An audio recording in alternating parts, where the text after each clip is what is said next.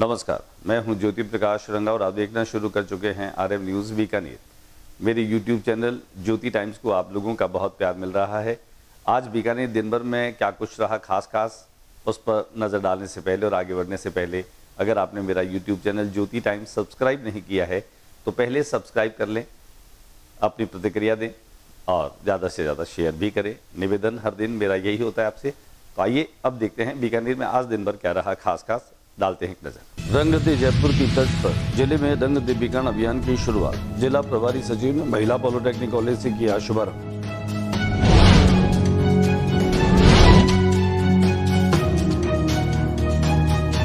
Vote चोर गद्दी छोड़ के तहत यूथ कांग्रेस के राष्ट्रीय अध्यक्ष के नेतृत्व में कलेक्ट्रेट के आगे किया प्रदर्शन।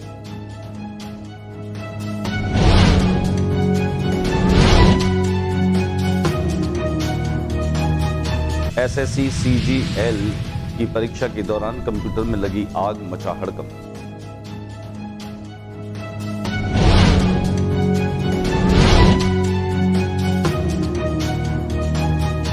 बीकानेर पुलिस की कार्रवाई, बीकानेर की शेरनी और उसकी बहन को किया गिरफ्तार।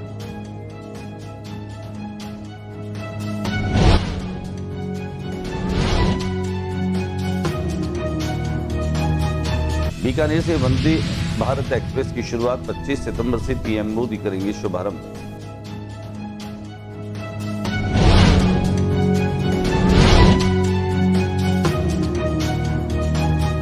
सोलर प्लांट में रोजगार को लेकर ग्रामीणों और प्रबंधन के बीच में हुआ खूनी संघर्ष।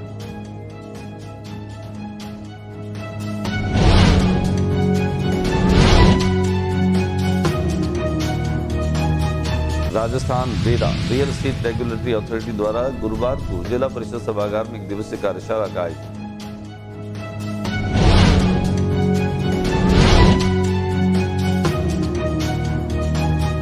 दशहरा उत्सव तैयारियों को लेकर बैठक का हुआ आयोजन।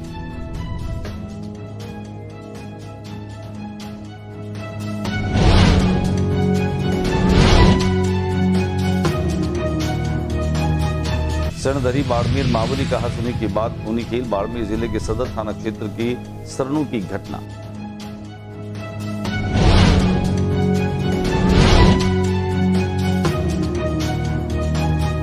मुख्य न्यायाधीश न्यायमूर्ति बीआर गवई 20 सितंबर को बीकानेर दौरे पर आएंगे।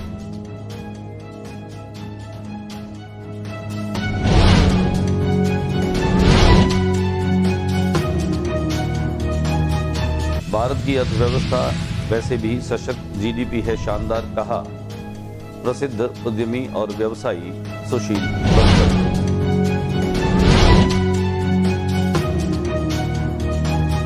और अब खबरें विस्तार से। रंग दे जयपुर की तर्ज पर रंग दे बीकाना अभियान का शुभारंभ हुआ।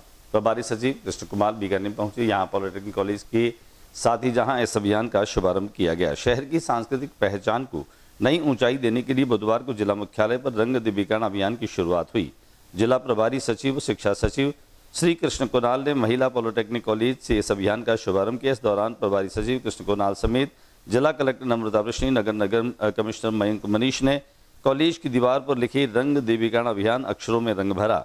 इस दौरान अतिथियों ने रंग दे बीकाना पोस्टर का विमोचन भी किया। जिला प्रभारी सचिव श्री कृष्ण कुणाल ने इस अवसर पर कहा कि अभियान केवल वॉल पेंटिंग नहीं है बल्कि सामुदायिक सहभागिता से शहर को स्वच्छ और सुंदर बनाने के साथ साथ सांस्कृतिक धरोहर को बचाने की कवायद भी है।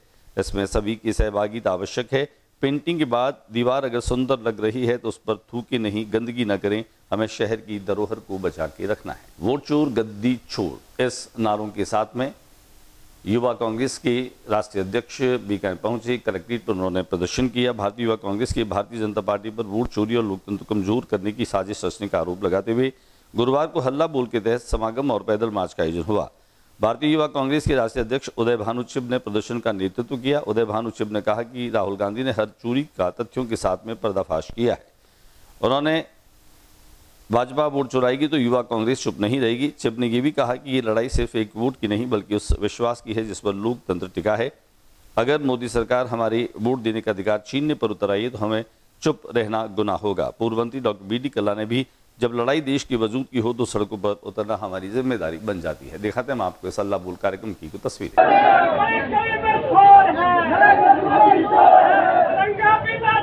है एसएससी सीजीएल की परीक्षा के कंप्यूटर में आग लग जाने से एक बारगी अफरा-तफरी का माहौल बन गया।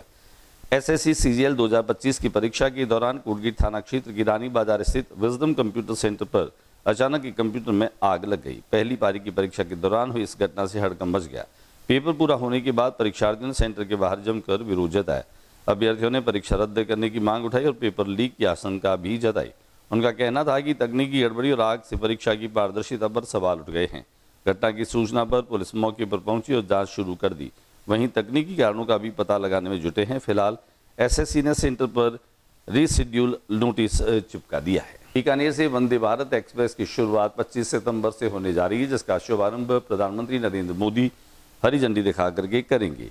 मोदी बांसवाड़ा से दिखाएंगे हरी झंडी। बीकानेर से दिल्ली चलेगी वंदे भारत, जोधपुर से दिल्ली और उदयपुर से चंडीगढ़ भी चलेगी। वंदे भारत पीएम नरेंद्र मोदी 25 सितंबर को बांसवाड़ा से वर्चुअली इसको हरी झंडा दिखा करके रवाना करेंगे। सोशल मीडिया पर बीकानेर की शेरनी के नाम से मशहूर दो जो बहनें हैं, उन्हें पुलिस ने आज हिरासत में ले लिया। खास बात यह है कि पिछले दिनों जहां एक ठेले वाले से मारपीट के आरोप में इन दोनों ही युवतियों के खिलाफ जो है वो धरना चल रहा था, प्रदर्शन किया जा रहा था और इनको हिरासत में लेने की मांग की जा रही थी। इनके खिलाफ जो है वह लगातार इस तरह के प्रदर्शन ने पुलिस को जो है वो एक्टिव किया और इन दोनों ही बहनों को हिरासत में ले लिया। बीकानेर की शेरनी मोनिका राजपुरोहित और उनकी बहन करिश्मा राजपुरोहित को गिरफ्तार कर लिया। बता दें कि कुछ दिन पहले बीकानेरी गर्ल और बीकानेर क्वीन पर एक फास्ट फूड के ठेले पर लगाने वाले के साथ मारपीट करने और जान से मारने की धमकी देने जैसे आरोप लगे थे, जिसके बाद इन बहनों के खिलाफ कलेक्ट्रेट परिसर में लड़के की मां के साथ कुछ लोग धरना प्रदर्शन कर रहे थे। बहरहाल अब तक जानकारी में सामने आया कि दोनों बहनों को शांति भंग के आरोप में पुलिस पकड़ कर ले गई, जिससे पुलिस जो है वह पूछताछ कर रही है। सोलर प्लांट में ग्रामीणों और कंपनी प्रबंधन के लोगों के बीच में खूनी संघर्ष हुआ। छतरगढ़ बीकानेर सोलर प्लांट में खूनी संघर्ष। सोलर प्लांट में रोजगार को लेकर ग्रामीणों और प्रबंधन के बीच में हुआ विवाद। गांव के स्थानीय युवाओं को रोजगार में प्राथमिकता की मांग को लेकर दो पक्ष हुए आमने सामने। विवाद इतना बढ़ गया कि फिर खूनी संघर्ष हुआ। दोनों पक्षों को आपसी झगड़े में आई गंभीर चोटें। दोनों पक्षों के करीब आधा दर्जन लोग घायल हो गए। घायलों का अस्पताल में उपचार जारी है। ग्रामीणों का आरोप है कि प्लांट के अधिकारी दे रहे हैं बाहरी लोगों को नौकरी, जबकि प्राथमिकता मिलनी चाहिए गांव के युवाओं को। तो वही सोलर प्रबंधक का कहना है कि चंद प्रक्रिया और योग्यता के आधार पर दी जाती है। प्लांट में नौकरी दोनों पक्षों की ओर से छतरगढ़ पुलिस थाने में दी गई है रिपोर्ट। छतरगढ़ थाना क्षेत्र के केला गांव स्थित सोलर प्लांट का ये पूरा मामला है। आइए हम आपको दिखाते हैं वो तस्वीरें कि किस तरह से दोनों ही पक्षों के बीच में जमकर खूनी संघर्ष हुआ। Rajasthan RERA real estate regulatory authority द्वारा गुरुवार को जिला परिषद सभागार में एक दिवसीय कार्यशाला का आयोजन किया गया। राजस्थान रेरा की सदस्य श्रीमती रश्मि गुप्ता ने राजस्थान रियल एस्टेट नियमों प्रक्रियाओं के संबंध में जानकारी दी। जिला कार्यालय में जिला कलेक्टर नम्रता वृष्टि भी इस कार्यशाला में मौजूद रही।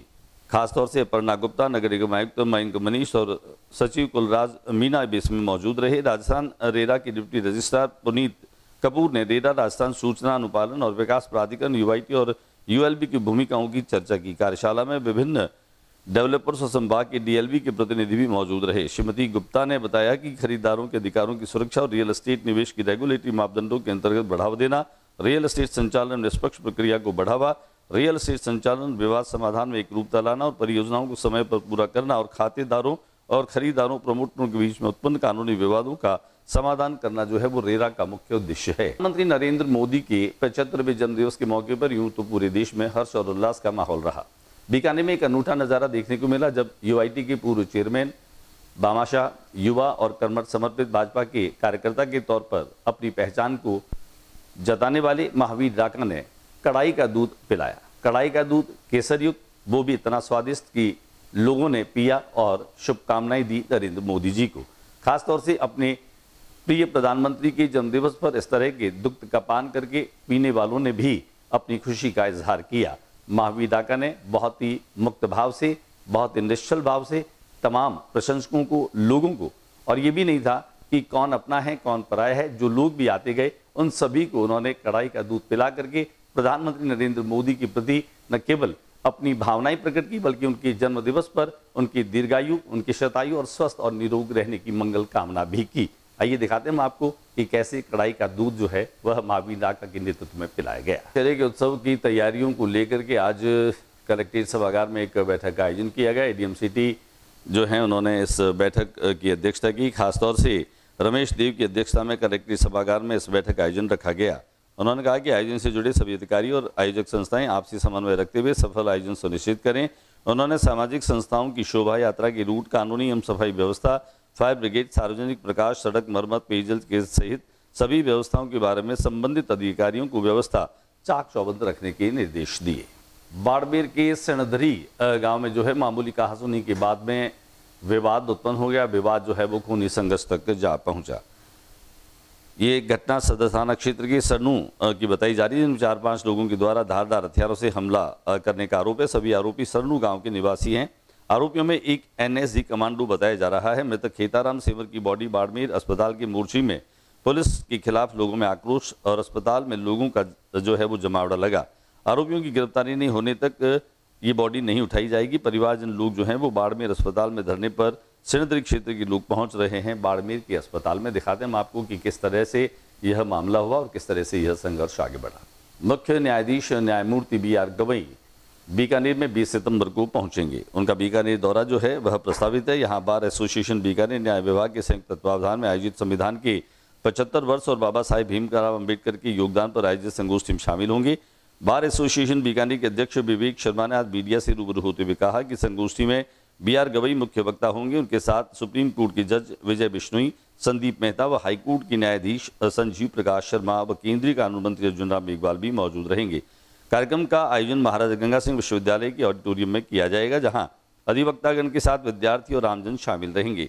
कार्यक्रम को लेकर बार सभापति कमल सिपानी, कुलदीप शर्मा, कार्यक्रम कोऑर्डिनेटर अशोक प्रजापत सहित बार एसोसिएशन के अन्य पदाधिकारी और अधिवक्ता भी तैयारियों में जुट गए हैं। और अब बातचीत करते हैं बीकानेर शहर के सफल व्यवसायी, उद्यमी और अग्रवाल चेतना समिति के पूर्व अध्यक्ष सुशील बंसल की। सुशील बंसल बीकानेर में RM न्यूज से हमेशा के साथ में जुड़े रहे हैं। वे एक बहुत ही संजीदा व्यक्तित्व हैं। अमेरिकी राष्ट्रपति ट्रंप के टैरिफ के बाद में आने वाली नवरात्र और दीपावली त्योहार को लेकर के बीकानेर के बाजारों पर किस तरह से लोगों का रुख रहने वाला है, बाजारों में किस तरह की तेजी रहने वाली है, या फिर त्योहारी सीजन को लेकर के बाजारों में ग्राहकों की मानसिकता क्या कुछ रहेगी, कई मुद्दों को लेकर के हमने सुशील बंसल से बातचीत की। आइए हम आपको दिखाते हैं इन तमाम मुद्दों को लेकर के सुशील बंसल ने हमसे क्या कहा। देखें क्या कुछ कहना है सुशील बंसल का।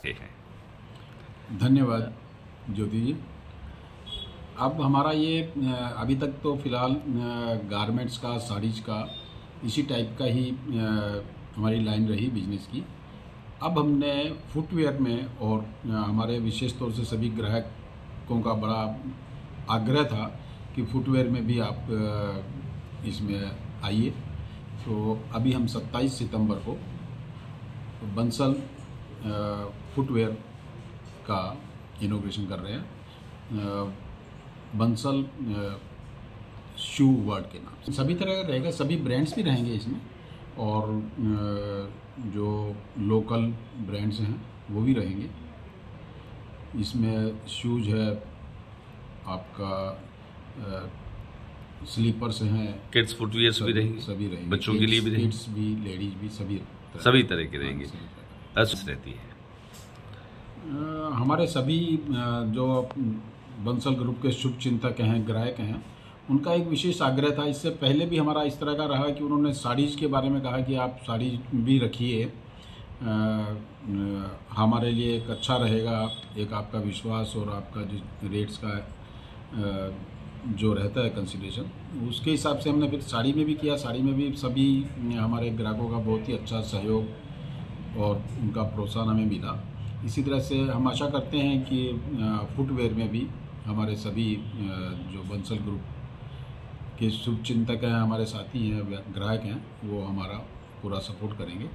और आमतौर पर तो सुशील जी आपका जैसे मैन्युफैक्चरिंग का भी है और ट्रेडिंग का भी है जी, दोनों सेक्टर में आप काम कर रहे हैं। तो फुटवियर में तो अभी ट्रेडिंग का काम ही रहेगा, फुटवियर में ट्रेडिंग का रहेगा जी। हाँ जी, कभी आगे भविष्य में मैन्युफैक्चरिंग का भी कहीं प्लान करते हैं कि सोचते हैं कि बंसल जो है वो देखो भविष्य की बात है, अभी उसके लिए कुछ नहीं कह सकते, लेकिन इसमें फिलहाल हमारा ट्रेडिंग का ही रहेगा। कहेंगे आप? मेरे हिसाब से मैं समझता हूँ कि टैरिफ हमारे लिए एक वरदान साबित होना चाहिए। यह इस तरह की परिस्थितियाँ आती हैं तो हम उससे लड़ने के लिए अपने आप को और ज़्यादा सक्षम और मजबूत करते हैं। ऐसा ही अभी भी हमारा जो मौका है उसमें हम समझ रहे हैं कि ये हमारे लिए बहुत अच्छा होगा। जिस तरह से हमारा देश प्रगति कर रहा है आर्थिक क्षेत्र में, उसमें निश्चित रूप से हम एक पायदान और आगे बढ़ेंगे। नहीं, हमारी इंडिया की तो अर्थव्यवस्था बहुत फास्ट है। 7.6 की जो है, इसको अपने ग्रोथ रेट जो है वो एक अच्छी ग्रोथ रेट है, और ये कहें कि एक नंबर पे हमारी ग्रोथ रेट है। अमेरिका के मुकाबले तो बहुत ज़्यादा हम आगे हैं, अच्छी बढ़िया ग्रोथ रेट है, और हम आज अर्थव्यवस्था में चौथे स्थान पर पूरे वर्ल्ड में पहुंच चुके हैं।